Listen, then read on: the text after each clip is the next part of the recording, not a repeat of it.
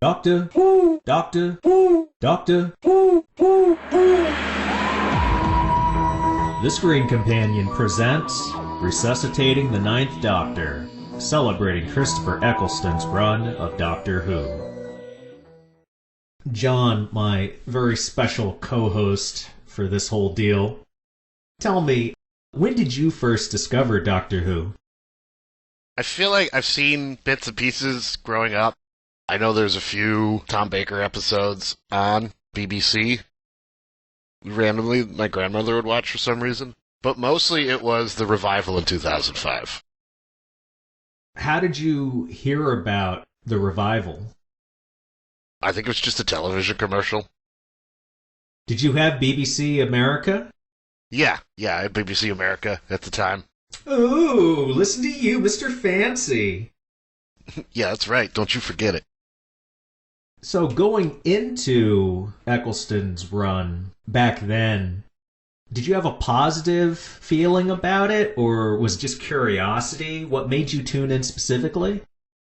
I think it was curiosity. I like sci-fi. I think at the time, the Sci-Fi Channel was running Star Trek constantly, all the series that had existed at the time.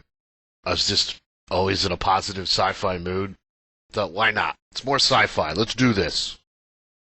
And at that point, had you just graduated high school? I'd been out probably 4 years. Oh, okay. And this is before you went to San Francisco? Yeah, this is still back home, New York, upstate. There you go. For me, I didn't have BBC America like some hoity-toity folks. Ooh, sorry.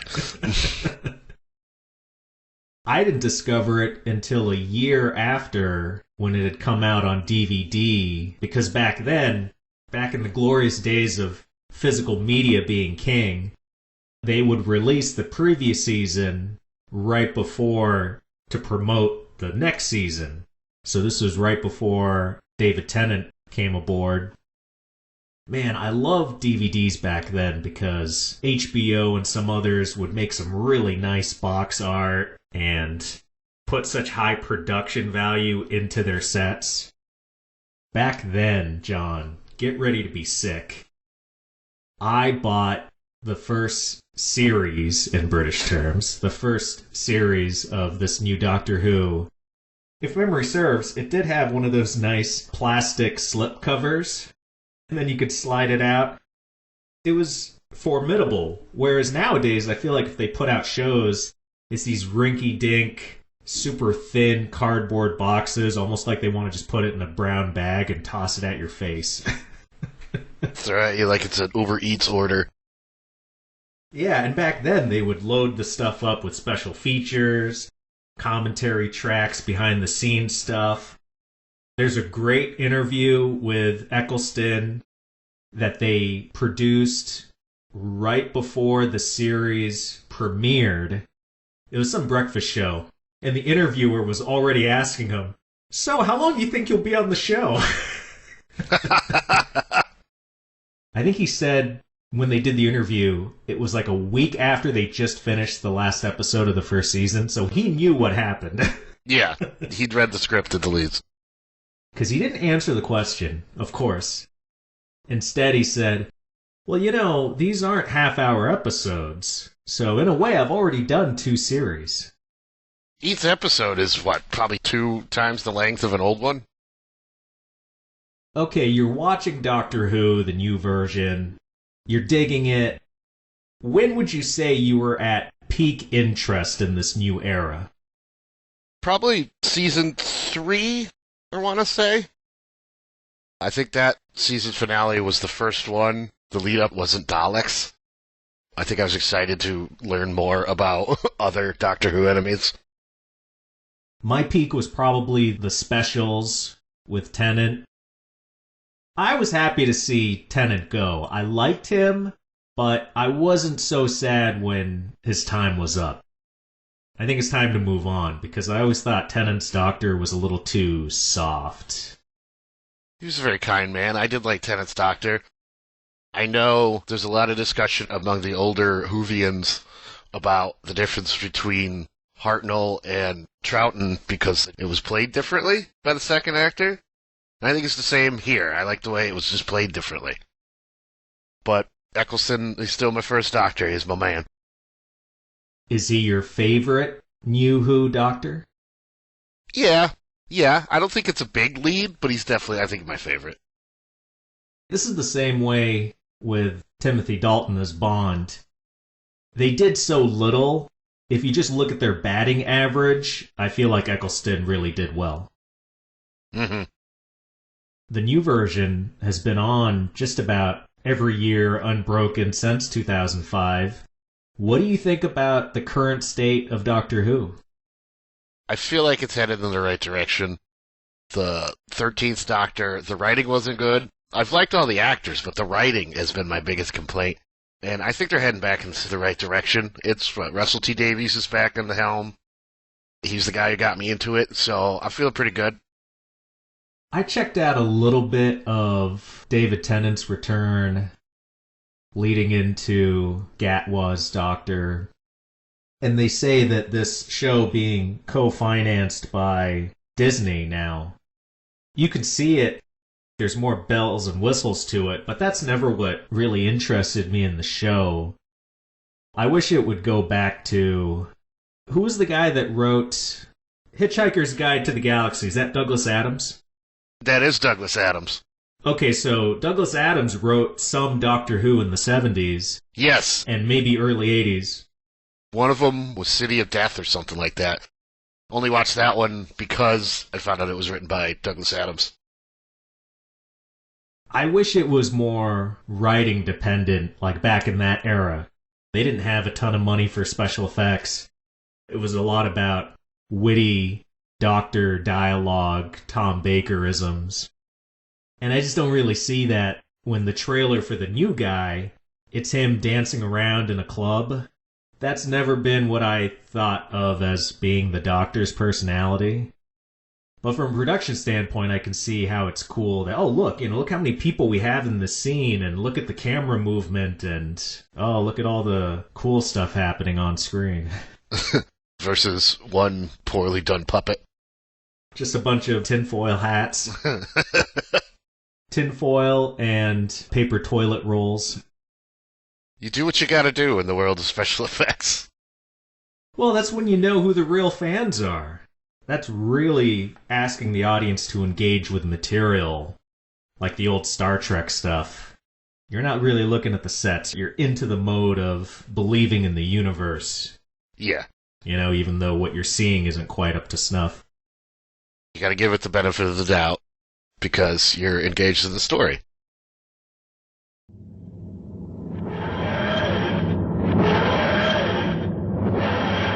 Since we are going to talk about Eccleston's beginning, I thought it would be fun for us to go all the way back to the very first episode of Doctor Who from 1963. The very first entry of Doctor Who is an episode called An Unearthly Child, broadcast November 23rd, 1963, the day after Kennedy was assassinated. In this episode, two high school teachers are confounded by an intelligent, strange 15-year-old named Susan Foreman. The pair of educators go snooping in a junkyard, Susan's home address. There the adults find a police box that's bigger on the inside, and a mysterious man Susan calls Grandfather, a.k.a. the Doctor. John, what do you think of introducing us to the Doctor's world through the school teachers? It's a good filter, because we're basically the school teachers in the scenario. We think we're smarter than a 15-year-old, and we know for a fact that a box is not bigger on the inside than it is the outside. I think they're a good representation of us as the audience. And I think it was definitely purposeful that one teacher is a history teacher and the other one is a science teacher. What are you doing here? They must have followed you. That ridiculous school. But why should they follow me? Is this really where you live, Susan? Yes. And what's wrong with it? But it was just a telephone box. Perhaps. And this is your grandfather? Yes. Well, why didn't you tell us that? I don't discuss my private life with strangers. But it was a police telephone box. I walked all round it. Barbara, you saw me. You don't deserve any explanations. You pushed your way in here, uninvited and unwelcome. I walked all round it. Oh, you wouldn't understand, of course. But I want to understand. Yes. It's an illusion. It must be. You don't understand, so you find excuses. Illusions, indeed. You say you can't fit an enormous building into one of your smaller sitting rooms. No. But you've discovered television, haven't you? Yes. Then by showing an enormous building on your television screen, you can do what seemed impossible, couldn't you? Well, yes, but I still don't... Not quite clear, this is. I can see by your face that you're not certain. You don't understand. I knew you wouldn't. Never mind. I'm all for setting up the mystery pertaining to Susan's weird behavior, and the concern that the instructors have for their student is a good justification for further investigation and to really give us a entry into the story. So, yeah, I thought that was really good. What do you think is the First Doctor's personality in this episode? They're really leaning heavy into cranky old man. He's, 400 years old or something at this point? Well, the actor was definitely into his 50s, and back in the 60s, 50 was like 80. Yeah. He was at an age where he'd definitely seen 2 world wars. The First Doctor is quite long-lived. Definitely the longest of the regenerations. He's getting his miles out of number 1. That always bothered me, because it wasn't until years after I started watching Doctor Who that I saw this first episode, and to find out that he was so old, it's like, how bad are the subsequent Doctors at surviving? Yeah. Especially Eccleston. The first episode, they kind of allude to he's freshly regenerated. It kind of makes sense with the backstory, because, correct me if I'm wrong, besides in the Tennant era, Jenny being technically related to the Doctor, do they ever show somebody who's biologically related to the Doctor? No. We could get technical with that clone, but he doesn't have family pop up. His only friend, the only other Time Lord we see during his whole era, is just his hated enemy. That feels like such a weird hole in the character's backstory / ongoing story. So in that way, I really like Susan, because it's a side of the Doctor we never get to see, which is him with family, and going back to him having lived so long, maybe that's part of it. Maybe this Doctor took the time to have a family, so he took less risks. Yeah, I could see that. I don't know how I feel about the implication of family is safe, but... Is there anything else about the First Doctor's backstory here that you found interesting? He was going to kill those teachers. That was odd. Yeah, it's possible. I could have also believed that maybe he would stun them and then travel back in time and then throw their bodies out. So it's like, I'm not going to kill you, but I sent you back to caveman times and they'll kill you. They're going to eat you. You're very well fed. What do you think of Susan as the very first companion? I'd like more time with her. I know apparently Doctor Who got to a point where all the companions were just damsels in distress, so it was nice of her to be the second smartest person in the room, I guess, after the Doctor. The Screen Companion is available on multiple platforms, including Podbean, Amazon Music Podcasts, Spotify, YouTube, and Rumble. Tell us your review, vote for what we should cover next, or let certain guests know they're your favorite via thescreencompanion@gmail.com or by posting on the Screen Companion group on Facebook. Thanks to everyone in the States and abroad for listening. Further support the host by purchasing his novel, Traversal: The Weight of Worlds, available in both digital and print formats on Amazon.com. The 5th season of The Screen Companion begins September 1st, 2024. Now, back to the show. The teachers are the main characters in the story, But I like what we do see of Susan. She's smart but not arrogant. Really, the only other detail we see in this episode is that she likes to bop around to music, which feels very of its time. Like some older people are writing this and like, what are kids into? Were the Beatles even a thing by this point? I don't know. I'm not a huge Beatles head. Neither am I. Kudos. You mentioned the JFK assassination earlier. She was blissfully unaware of that, I think, at the time. Being his granddaughter, that implies a ton of backstory. So it's really just hanging in the air that she's his granddaughter. I don't think you ever really find out more about who they were before they came to 60s Britain. In this episode, An Unearthly Child, do you have a favorite moment? I'm going to go with the doctor was like, we can't let these people alive. They've seen future technology. They're crazy. He turns menacing. But I'm on his side to an extent. I think part of the air in the room is curiosity killed the cat, and those teachers were a couple of snooping bastards. Yeah, they were. They didn't need to follow that girl home. But I think it was under the guise of them wanting to be good teachers, and they were concerned for her well-being, and the fact that she lives at a junkyard. It's like, what's wrong? Do we need to get her food stamps? We gotta feed this poor girl. Fun fact, the episode that aired was a slight retool. The version that didn't air, but has since been shown on DVD, had a meaner doctor. Oh. For instance, when the teachers trespass into the police box, the doctor calls Susan a stupid child. The creator softened him for the final version, but I think a rougher characterization, at least to start with, would have been great. Then they could give him somewhere to take the performance and eventually lighten him up. Now, I've seen a few of the crossover episodes where they have other doctors, and he's mean to himself. He's mean to his future self. Well, I always like when they're mean to other versions of the Doctor, when they call out certain ones for being pretty boys. Yeah, I remember calling him a dandy or something.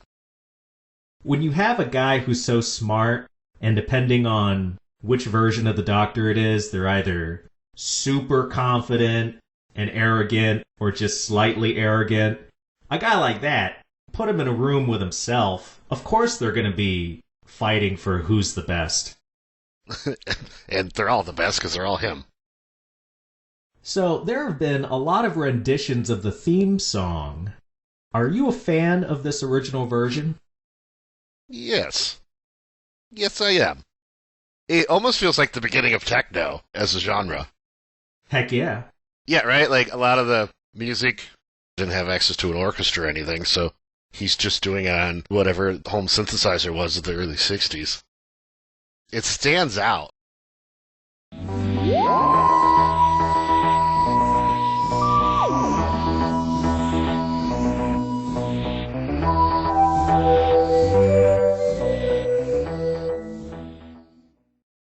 Sci-fi themes in general just stand out because of the way they do these things.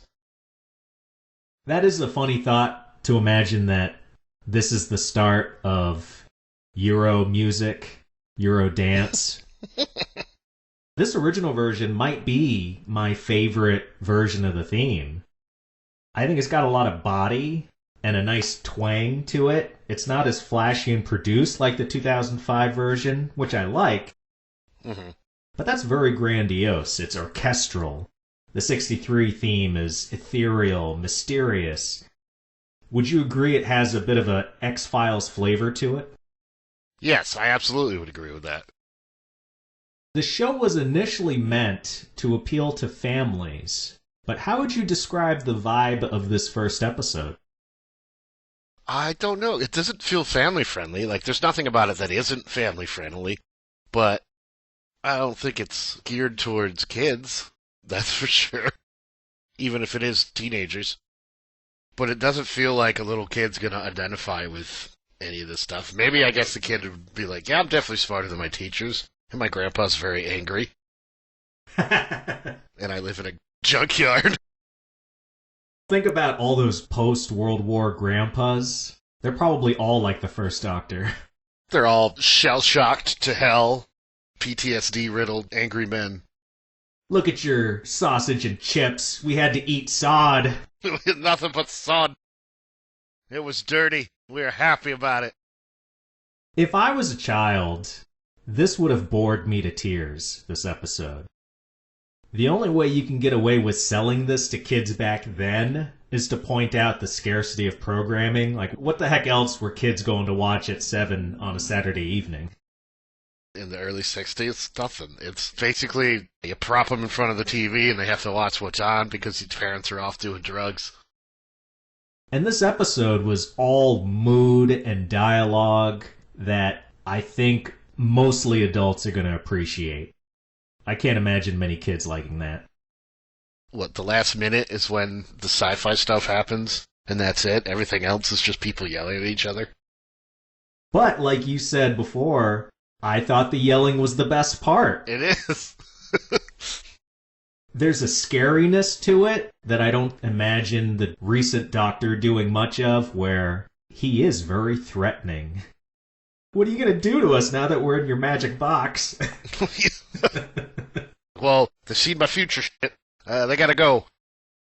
So, with the caveat that An Unearthly Child was the first chapter in a 4-part introductory story, and that it was only a half-hour episode, so just over 20 minutes basically, what do you think of it as starting the franchise?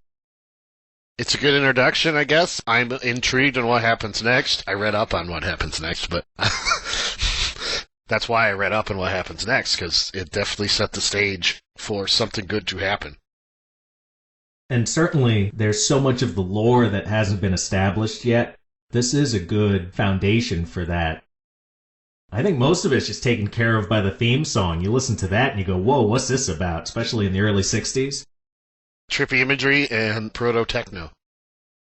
I think it's the first time they used a theremin in a theme song. Yeah, that's most of it, right? The guy's just kind of waving his arm near the thing, and that's how you get the pitches. Yeah. Having talked about the very beginning of Doctor Who, let us time travel now to the year 2005.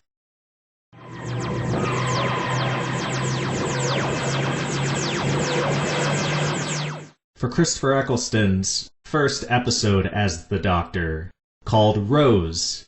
John, tell us about this first episode of the revival.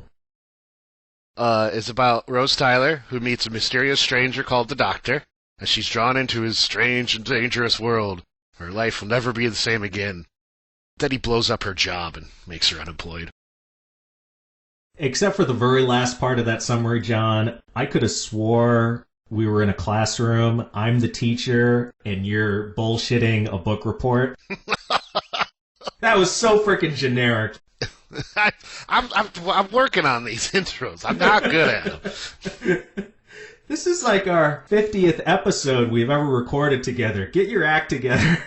Because I'm always like, I'll just read off the IMDb description, and then halfway through reading it live, I realize it's stupid. And I refuse to learn that lesson for some reason. Something tells me you weren't the best student. Oh, it's awful. Math, I was good, but English? Those numbers. I think we've talked about my dyslexia. Well, here's where you redeem yourself, John. Get into the nitty-gritty. Describe the Ninth Doctor's personality. He is almost the cranky old man himself. He's very energetic about it. I don't remember, first time watching it, I don't remember being this energetic where he's bopping around making constant quips about everything. I think quippy is going to be the good word for him. And he's not afraid to condescend. Do you think Eccleston is quippier than Tennant? In this first episode, I think he was, yeah. Now that you mention it, if we look at Eccleston's season along with Tennant's first season as the Doctor, I don't remember Tennant making many funnies. No. Just another reason I like Eccleston. It's my man. Because really, I think he just reminds me of my friends. John, if you put on a U-boat captain's jacket, you could play the Doctor. I'll just go get my old U-boat captain's coat and wander around the streets of San Francisco. Yeah, just call people Rose, make fun of them. What do you think of the ninth's first scene with Rose? I'd forgotten how, which is going to be a weird sentence. I forgot how much of it I remembered and adored about it. He almost had a boisterousness to him. That line where he's like, "Hello, Rose, run for your life." Like, that's in my brain forever. That's never going away, and I loved it. As serious as I think some people say Eccleston was as the Doctor, in that scene, he's a swashbuckler. He's gleeful. He is. It reminds me, obviously we'll get to it further in the season when he meets Captain Jack Harkness. I think that comes back out again. But that's also a sinister quality to the Doctor overall. It's like, okay, guy, this is a dangerous situation. People could and are going to die. I almost see it like a joke on his part because he can regenerate. So he's not in as much danger as a normal person is. People are going to follow and be like, well, if he's not worried, I'm not worried. And then they get there and find out, okay, he can come back from fatal injury and I can't. I probably should have been worried. Stopping for Billie Piper as the character Rose Tyler, what stands out about her here? Especially compared to what I've seen from old companions, she's very challenging to the Doctor. She's not afraid to yell at him for things. Everyone else seems to respect the Doctor for being this wise old man, and she does not give a crap. She's just like, no, screw you. In that opening couple minutes, what sense do you get her as a person outside of being a companion? She seems happy with her life. I think she made a joke about dropping out of college for a boy, but she didn't seem to care. Someone who doesn't need therapy, which is weird. That's a great contrast with the Doctor, who has so much wisdom and he can get so arrogant that she seems so working class and from the other side of the tracks. Mm-hmm. And I think this was meant for the character and not because it was Billie Piper. Just how much makeup she's got on. Yeah, it's kind of caked on there. I thought it was garish, but I think it also works really well for that character. Yeah. We're watching now on my ultra high definition television, which is almost 20 years past this episode being made. Unfortunately, they've never made a true high-res version of these episodes. Her whole setup is told through an opening montage, giving us an idea of her background, but it's structured in such an episodic way, this episode, that it's rushing to get to her meeting the Doctor. And I think they meet in, the first 5 or 6 minutes? He shows up, blows up her job, and then she goes on that spiritual journey of finding out who he is. The guy showing him, think he's the nutter who had the conspiracy site dedicated to him. I wish it breathed more and gave us extra time with her so that we understand better why she doesn't melt into hysterics at the sight of a sentient blob. Or why she runs off with the Doctor, a guy she's known for maybe 48 hours? Well, they bring that up in the next episode. That's true. Once he's in the picture, you can't go back. In an overall story, the first couple minutes of this episode is what amounts to her ordinary world. I just wish we had more of that. What's her day-to-day like before it blows up when she goes into a time-traveling police box? And by this point, we had The Sopranos, Lost, The Wire. Give me something more serialized. They do some two-parters this season, but damn, give me more. John, rate for me the story from 1 being terrible to 5 being excellent, with 3 being net positive. I'm going to give it a 3. For a man who could go through time and space and build as a man who can go through time and space, we only stayed in modern-day London. To me, it's not going to break 4. And I thought the story's okay. Living plastic, that's a cool thing, I guess. It's a good starting point, but it's not even, I don't even think the best of the 2 episodes we watched. Agreed. I'll give it a 3. It's not impressive, but it's enough to make me want to check out the next episode, and that's all a show really needs to do in its pilot. What was your favorite scene or moment? I mentioned it earlier. I think it was between the Hello Rose, Run for Your Life, and I like the final scene where Rose steps up and saves the day. We get to see a glimpse of the Doctor trying to be compassionate towards the living plastic. And don't they say that the plastic consciousness was a refugee like he was of the same conflict? Yes. So already we're getting a little hint of why he's so gloomy. I don't think they really get into the details of it until Tennant's run. Am I wrong? No, you're not wrong. They definitely hold that off. I think Russell T. Davies had an idea in his head of what happened, but he probably didn't want to flesh it out like his replacement did. Tennant, as the 10th Doctor that came after Eccleston, now that I think of an alternate universe where Eccleston stuck around for multiple years, I betcha there would have been less tears as Eccleston recounts what happened in the Time War. I just think of Tennant crying all the time. But I might be wrong. Who knows? Maybe I'll end up rewatching more of the show after this. And I don't want to dump on him too badly. I do like Tennant.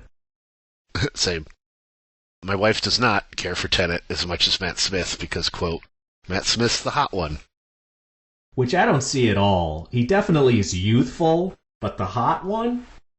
I don't know either. Yeah. Not to get too gay, but if we're just going off looks, I'd probably go with Tennant in the new era. But then it's like, do you go with second series Tennant or specials Tennant? Ooh, which his new specials or his Swan Song specials? Swan Song. Those are pretty good. I rewatched those recently too, and I forgot how weird campy the Master got. Those specials. And Tennant's shaggier in his first season. Yeah, boyish. Gets a shave and a haircut for seasons 3 and 4. My favorite stuff in this episode had to do with the snappy back and forth between the Doctor and Rose. There's a moment where the Doctor says, "You're not made of plastic, are you?" And then he knocks her on the head and concludes, "No, bonehead, bye then." Boneheaded. But all this plastic stuff, who else knows about it? No one. What, you're on your own? Well, who else is there? I mean, you lot, all you do is eat chips, go to bed and watch telly. Well, all the time underneath you there's a war going on. Start from the beginning. I mean, if we're going to go with the living plastic, and I don't even believe that, but if we do, how did you kill it? The thing controlling it projects life into the arm. I cut off the signal, dead. So that's radio control? Thought control. So who's controlling it then? Long story. But what's it all for? I mean, shop window dummies. What's that about? They want to overthrow the human race and destroy you. Do you believe me? No. But you're still listening. In terms of criticisms, my biggest problem isn't even story related. It's the goddamn audio mix. The music is way too loud and it drowns out the dialogue. I had to put on subtitles because if I turned up the volume enough to hear the words well, the music would probably blow out my speakers. Oh, I think I had that similar problem. I remember a sketch show called Dead Ringers. They're a British show that lampooned them for the same reason. But by this point, I think it was the second series with Tennant, so it's not just us. Other people felt the same way. Excellent. We are vindicated via the past. What's your biggest criticism of this first episode? Also, it's not story related. Like I said, I was watching it on my super high definition television, and there was a lot of drowning out of the visuals. They would have practical lights in the background pointed straight at the camera, and it would drown out a lot of what you're trying to see. Oh yeah, now that I think about it, the lighting was pretty harsh.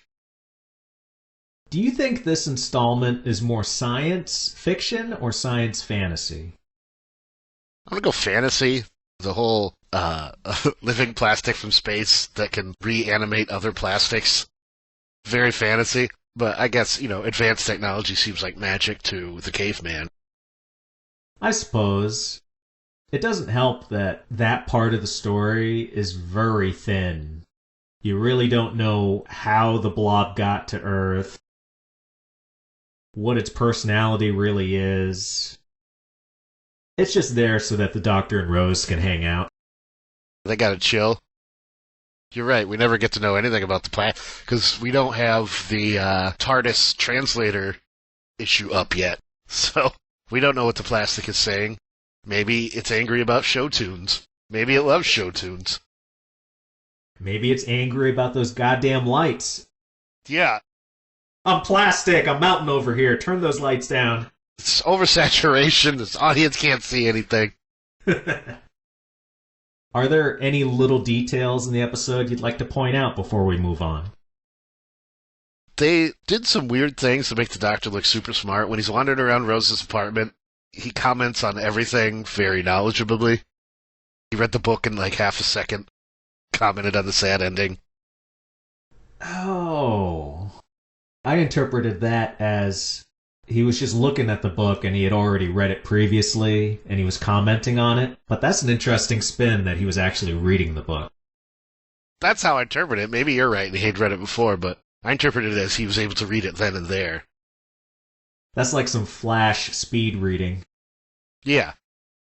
I would like to point out how Rose goes to learn more about the Doctor from a guy named Clive. He's got a wife and son, and later on he's blasted literally by a mannequin's finger gun. Fodder for the big action beat as the living plastic tries to start an invasion. What an ignominious end. Justice for Barb? No, I want justice for Clive. Why was there a gun inside the hand of the mannequin? Was it there to begin with? I don't think that part was plastic. And if it could generate a weapon like that, how about a flamethrower? How about a bazooka? Space lasers. I don't know. Basically got a blunderbuss in their hands shooting. I can understand the argument that it's inconspicuous, that it fits in the mannequin's hand. It's a walking mannequin. It stands out like a sore thumb already. Yeah, they don't need to be... you know what's coming. They don't need to be sly. Give them a big old claymore. You'd realize the danger just as much. Oh man, if they had Disney money, and if they treated it like Clayface... Oh. Where they just come up with like T-1000 hands, blade hands. And he's melting all the time. But for the role that Clive played in Rose and the Doctor's lives, there should be a framed photo of the man hung conspicuously on a column in the TARDIS. Or at least hang it on a wall in the bathroom. His last name might as well have been Exposition. There's no episode without him. They don't even explain how Clive got onto the Doctor, do they? No. All of a sudden, he's an expert. Because they make a few oblique references to the original series. Like, I'm pretty sure the living plastic is an extension of, I think they're called the Autons from the original series. Okay, I remember an episode being called the Autons. I didn't see it, but... Yeah, if you're new to the show, you're not going to understand it at all, so why don't they just have a line in there? Maybe Clive was a little boy from the John Pertwee era or something, just so there's some explanation how he knows about the Doctor at all. The second thing I'd like to point out, this detail killed me. I already see Rose as a character who isn't necessarily book smart, and this really proved it. When Rose is looking into the Doctor, she knows that's his moniker, that's the only name she knows him by. So what she do, John, she does a web search. And do you remember what her first search query was? The Doctor? I think it was just Doctor. I get this was 2005, but that's the stupidest search query. Obviously it says like 2 million results or something. It's like, yeah, duh, that's the stupidest thing to start with. You're gonna get local doctors in the definition of the word. If they really wanted to go into silly, farcical territory, That would have been awesome if she does search doctor and it brings up Christopher Eccleston's face. Can you describe the main title sequence? It's the tunnel, right? It's just the TARDIS flying through the tunnel. And I believe, because it's two different colors, and when it's going in maybe the blue tunnel, it's the future, and when it's going to the red tunnel, it's the past. I think it's too simple. I think the opening should get returning viewers pumped, but also give some idea to new viewers what the show's about. I don't think it does enough for the latter category. If you went in completely blind, what would you think the show's about? Maybe Star Trek warp technology. I don't know if that really gives off the vibe of time travel. And it doesn't even necessarily give off the vibe of space travel. Because it's a police box. It's an old-timey British police box. Maybe they're supernatural cops, who knows? I don't think I would take it literally. I think I would mistake it for being abstract. You know, like, oh, maybe this is a psychological show or something. So, the Ninth Doctor is known as being one of the darker Doctors. And in this episode, what do you think is the darkest Ninth Doctor moment? He shrugs off other people's deaths. In this episode, I think she was looking for the head electrician. Rose was looking for the head electrician. And she says his name or something, and he just very nonchalantly, like, oh, he's probably dead. Doesn't he laugh? I think he might have laughed at the death. Because then she says, it's not funny. But again, if the Doctor is somebody who had just experienced a war, then he's probably struggling with PTSD, and he's not accessing his emotions properly. Easily, yeah. I don't like Mickey, Rose's boyfriend, but the way the Doctor dismisses his well-being is stone cold. It is. When it's revealed Mickey is still alive, after Rose thought he was dead, and the Doctor admits, yeah, there is a good chance they kept him alive. Yeah. It didn't even call him by the right name. Didn't he keep calling him Ricky? He definitely does it later in the series. Maybe he does it here too, yeah. Because I know in Season 2 they go to a side dimension where his name is Ricky. I always got the impression that that was why he was calling him Ricky. I don't think they were thinking that far ahead. I think it was just being a dick about the situation. Ooh, I like that explanation, because they do allude to the Doctor having extra senses, so maybe that is one of them. Yeah. Coming back to the show after nearly 20 years, does anything about the episode Rose surprise you? It felt simple. I haven't watched the rest of it and how complicated it can get. The whole spinning plates of it. The episode just felt straightforward. Well, it was a real gamble. They weren't sure if it still had legs. They had started with complicated. I don't know if that would have worked. That's a good point, I guess. What surprised me, I would say this episode, it's a comedy with sci-fi elements. Not as absurd as a Monty Python sketch, but pretty close with stuff like a burping trash bin, a plastic duplicate of Mickey that is obviously not him but can somehow fool his own girlfriend. Right? Like the hair was solid and he was lighter. He had a sheen to him. Borderline white face. She should have at least been a little racially upset about that. So compared to an unearthly child, this does feel geared toward younger people, maybe middle schoolers. What do you think the age is for this episode? I'm going to say early 20-somethings, because that's where I was when I watched it. And I'm just going to hope. I was 18 when I watched it. Yeah, we're in the same ballpark. Definitely not as mature as the 1963 episode.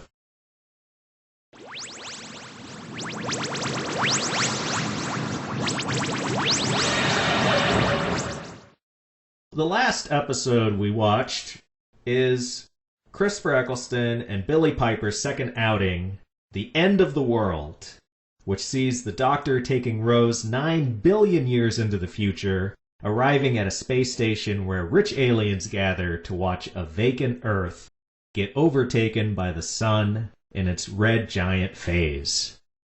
Just as Rose is coming to grips with knowing very little about the Doctor, someone sabotages the station so that Earth may not be the only thing that burns up.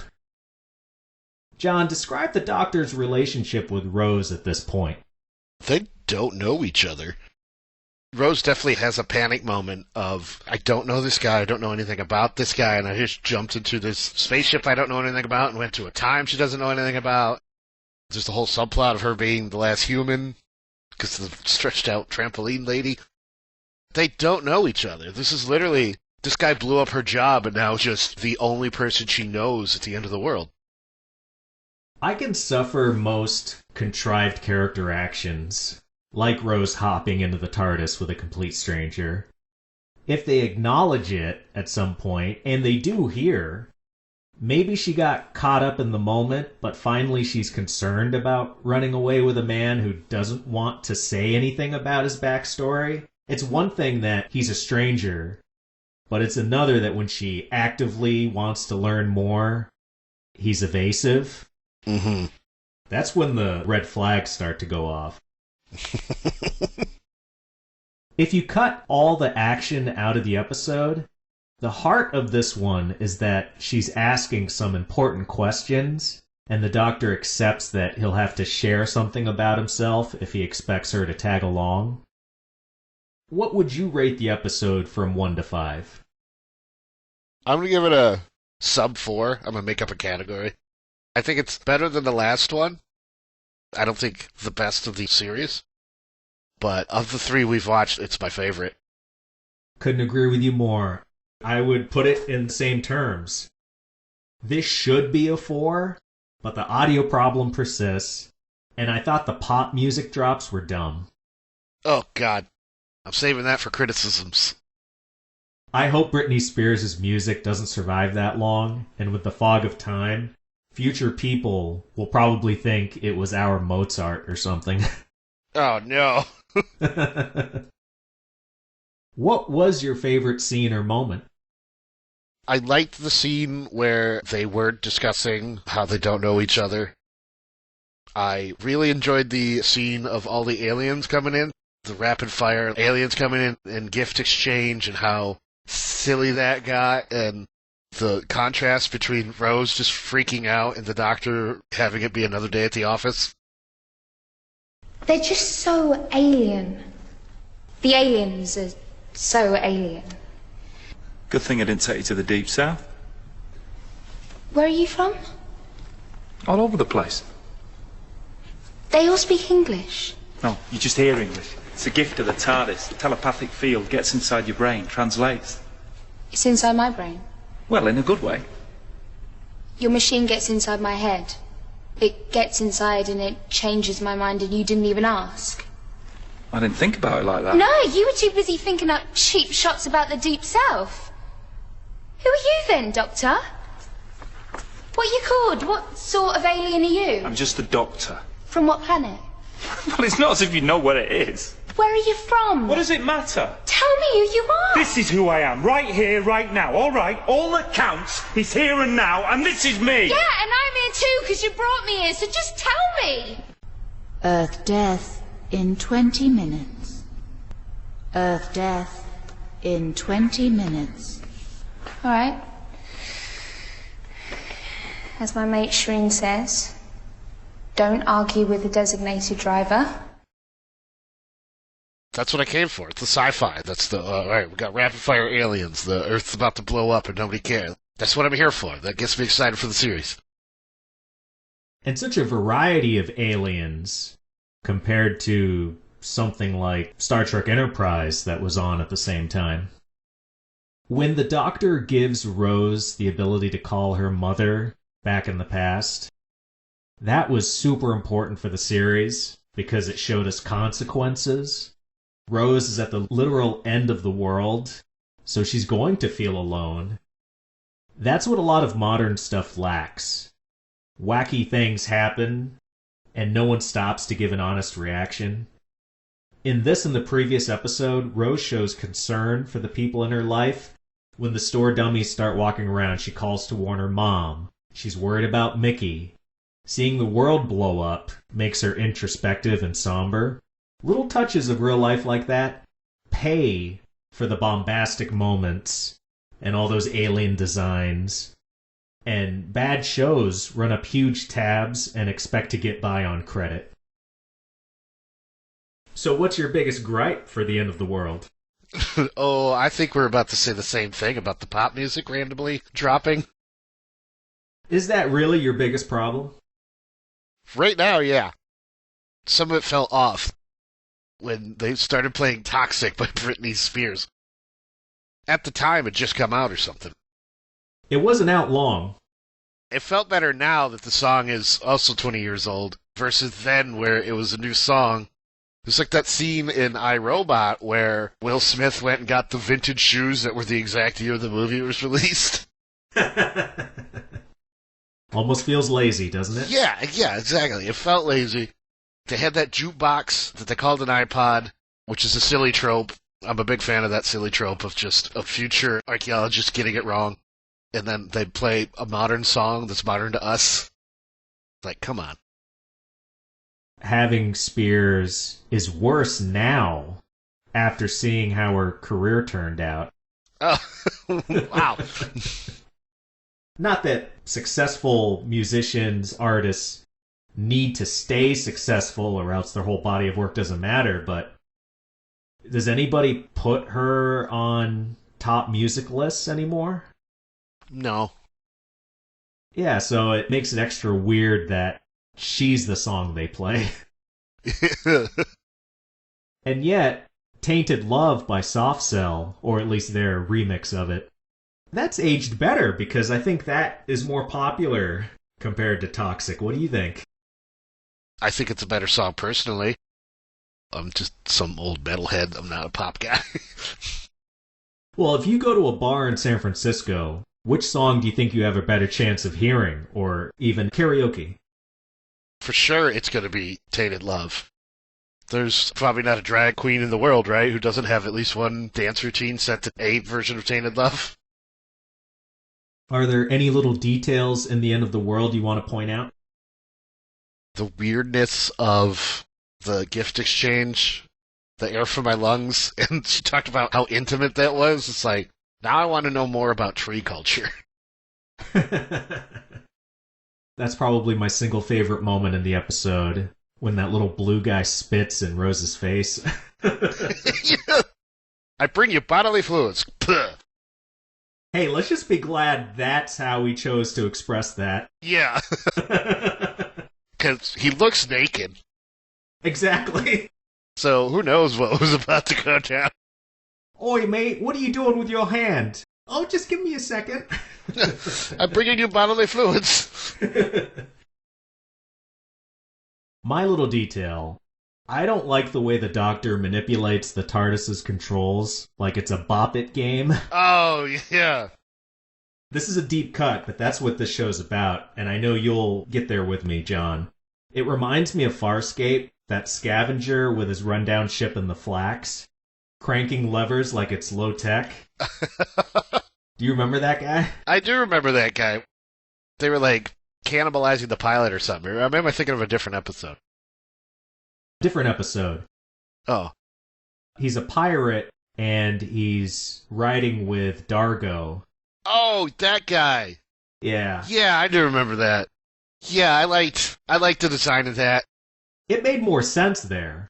It did, because it wasn't a living ship versus, like, John and the crew had their ship was alive.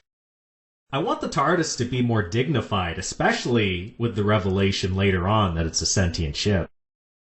The episode where it becomes a lady for a while. The way the Ninth Doctor is manipulating the controls, it's a weird implication. If he's, like, punching something, Doctor, why are you fisting that button?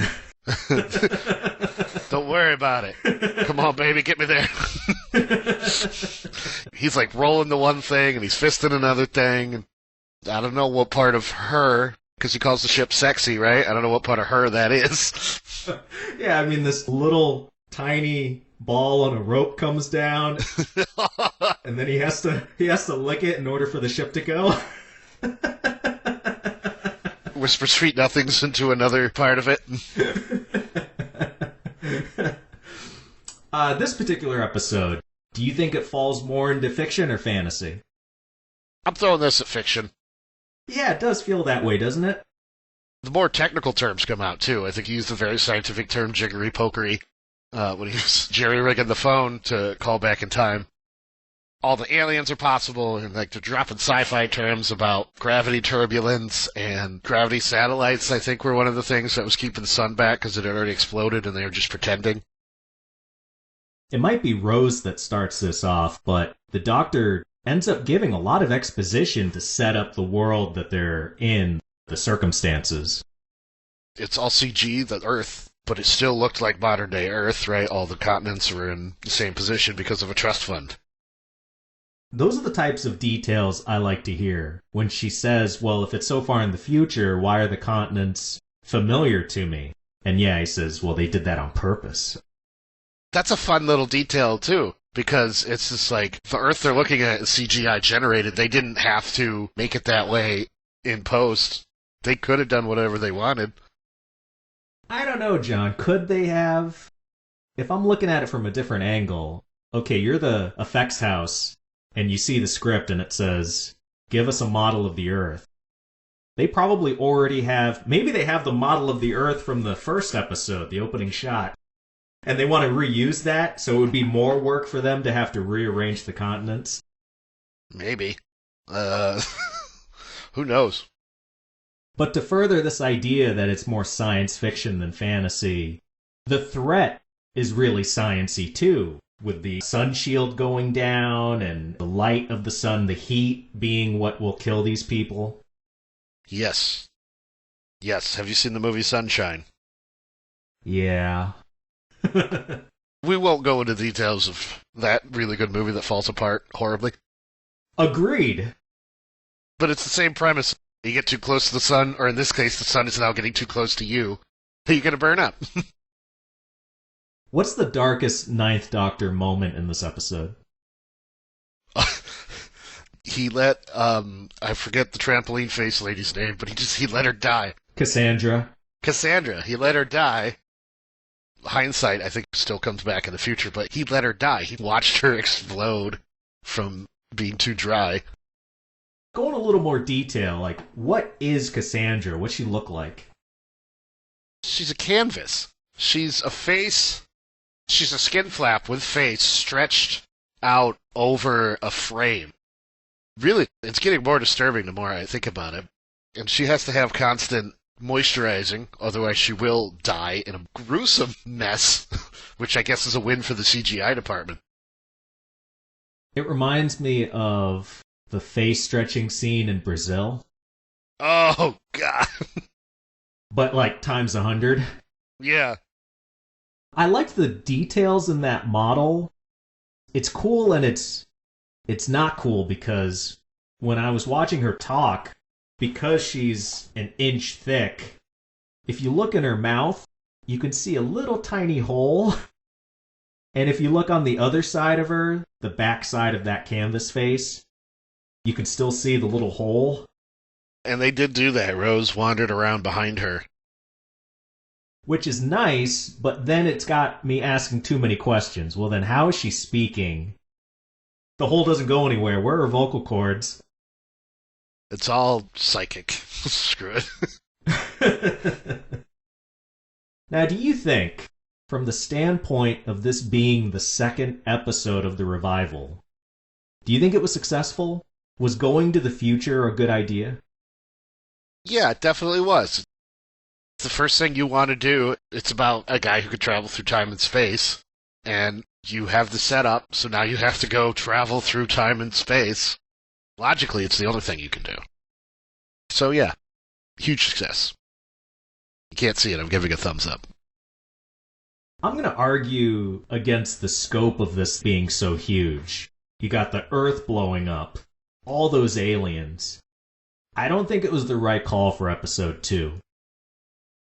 Jumping ahead, I recall the first time I was watching these episodes, thinking episode 3 was a letdown after the peak of the production value and scale of End of the World. This also established the fact that every single one of the stories is going to put the duo in peril. Looking back, I wish they did more Fantasy Island type episodes, where it's all about the character development without constantly placing them in danger. How about, instead of blowing your wad on the sun expanding this early in, have the working class Rose ask to be rich, so the Doctor takes her back to hobnob with 17th century aristocrats. Maybe she gets between two suitors and the Doctor pretends to be Lady Rose's advisor. Ooh. Oh. Because then you got the Marvel dilemma of, we gotta amp it up every single time. It's gotta get bigger and bigger. That's a good point. But it's still fun. It was fun. It was. It was a real unzipping the fly moment. Look how much money we're putting into this thing. This doesn't look like late 80s Doctor Who, does it? No, we're the best. Now we're gonna go visit Charles Dickens. To round this out, let's do a Doctor Who pulse check. Alright. Which episode had the better supporting cast? I'm gonna say Rose. Because they were people. Everyone in End of the World was CGI or under heavy makeup. And they're characters that we'll see again. Like, I really like her mom. We're gonna see the mom again, we're gonna see Mickey again. And they say a lot of Rose's mom with very little. Like when she thinks there might be something sexual with the Doctor. Oh, yeah. Oh, I'm in my robe and a strange man is here. He handled that so well, too, with just the quick, rapid responses of, yes, you are. Yes, there is. Anything could happen, couldn't it? No. Which episode do you think had a better threat? An alien invasion carried out by mannequins? Or the spider bots sabotaging the space station? I think the mannequins are a bigger threat, but I'm still going to go with the spider bots because as soon as those mannequins try to invade America, everyone's going to shoot them down. The spider bots are just allowing the real threat to come through, which is the sun exploding. And with those mannequins, I think because it was so early in the invasion, I interpreted it as close proximity to where the blob was. They definitely didn't show anything happening outside of London.